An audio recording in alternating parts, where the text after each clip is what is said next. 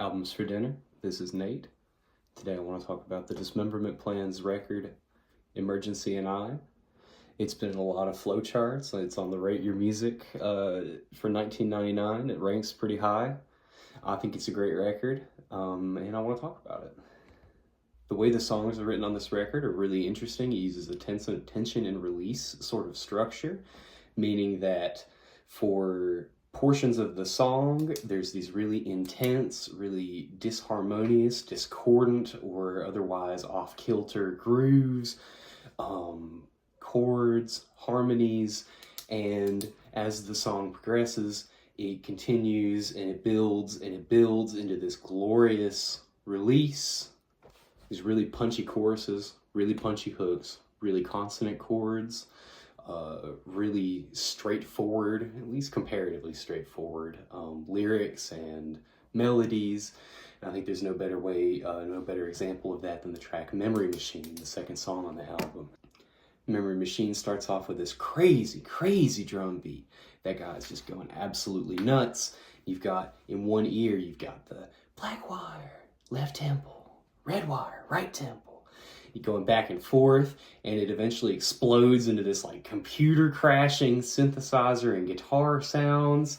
The drums are going absolutely crazy, and then it simmers down a little bit to the verse of the song.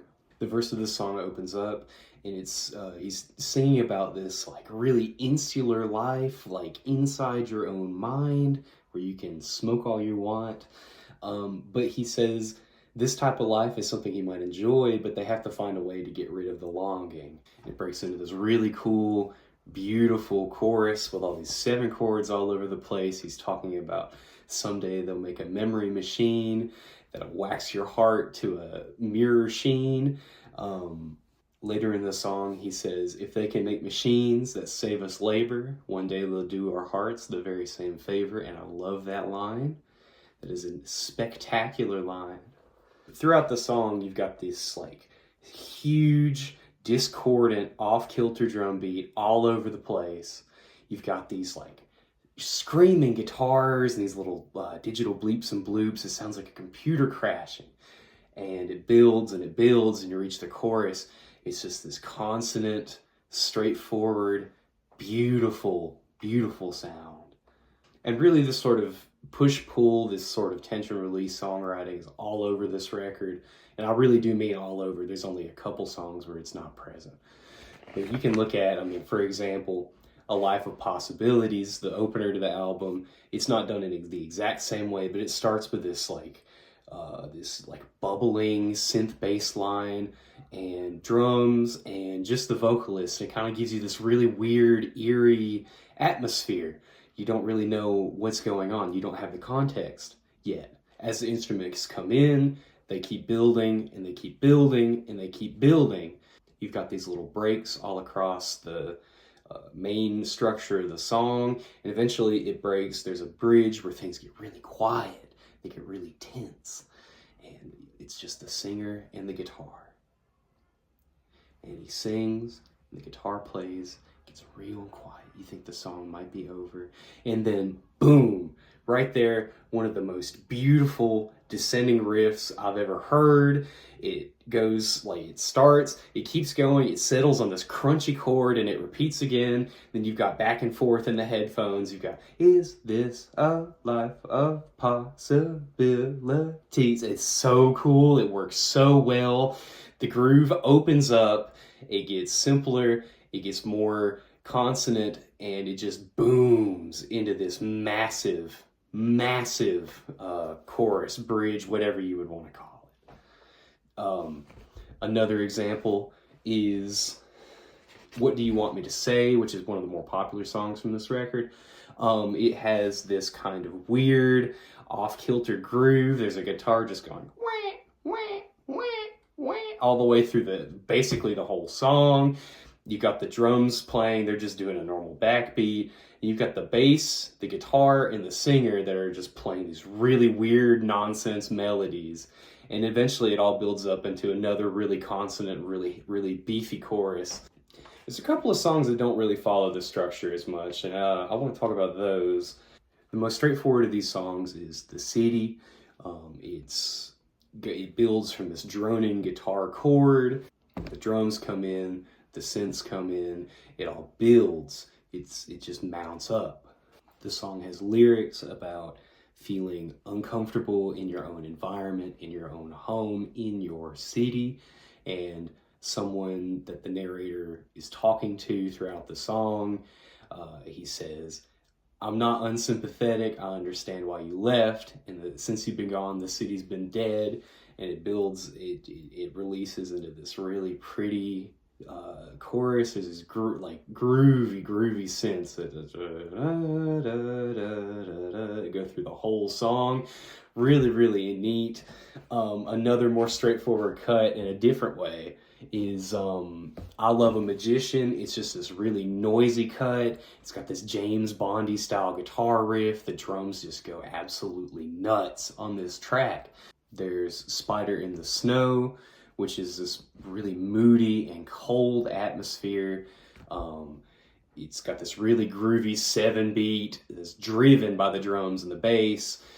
There's these stream of consciousness lyrics flying at you from left and right through the chorus, and it builds into this really pretty, really melancholic chorus. Probably my favorite song on the whole record, Gyroscope, has this really interesting beat pattern, this really interesting time signature, really interesting groove, where it's a regular 4/4 bar and they cut the last 16th note like every other bar, just at random, and it gives you this really uneasy, and the drums are just going at hyper speed, absolutely just wailing.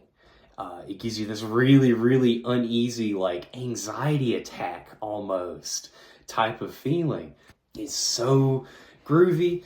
The chorus, if you spin fast enough, maybe the broken pieces of your heart will stay together, but ain't no gyroscope can spin forever. That's real. That's good. That's good songwriting.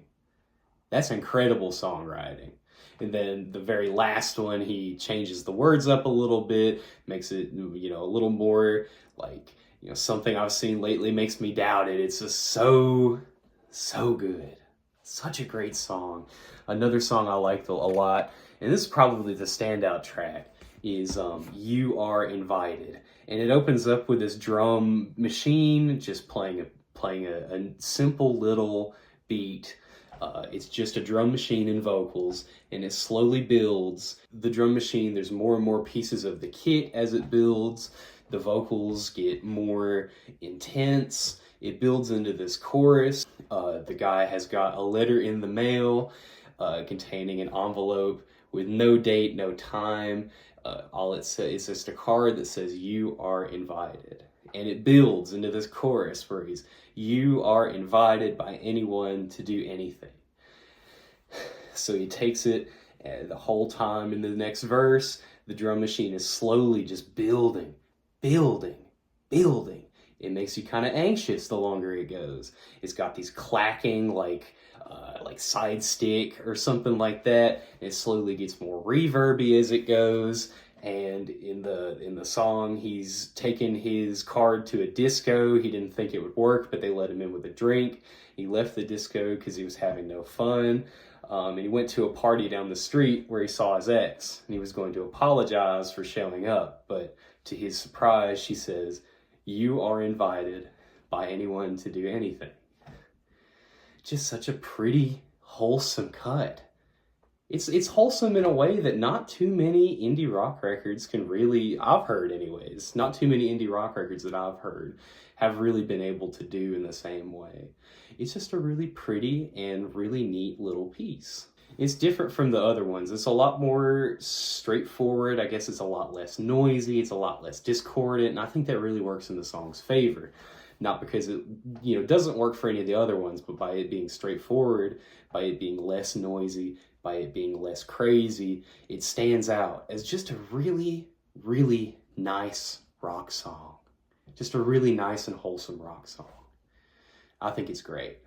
There's a couple of songs I'm not too crazy about. I mentioned I Love a Magician earlier, even though it's Got this really loud noise rocky thing going on. It's got this killer drum groove. It just doesn't hold my attention super well.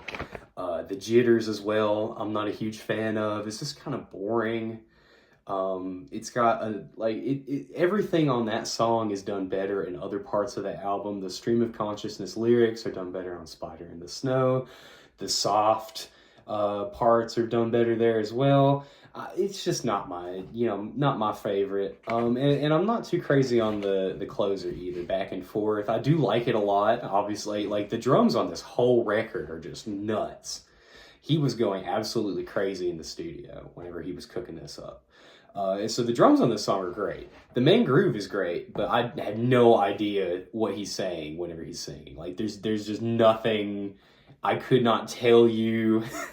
There is like I have nothing to report on this song, but I do like the atmosphere though. I think it's really neat. I do think it's more of a straightforward song.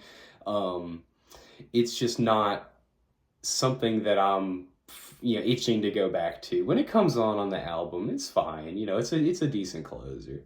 I like the song that comes before it a good bit more, 8.5 minutes, which is like it's this apocalyptic song about the sun vanishing, just going out, and it's about like what would you do in the 8.5 minutes it takes for light to travel from the sun to the earth.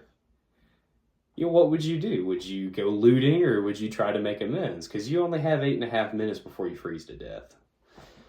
It's an interesting little question, but it's a neat little song. It's got one of the cooler apocalypse scenarios I've seen in a song anyways. Overall, I like this record a good deal.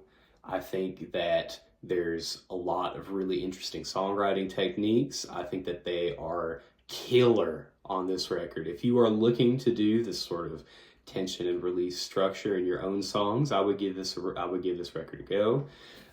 I would take some notes.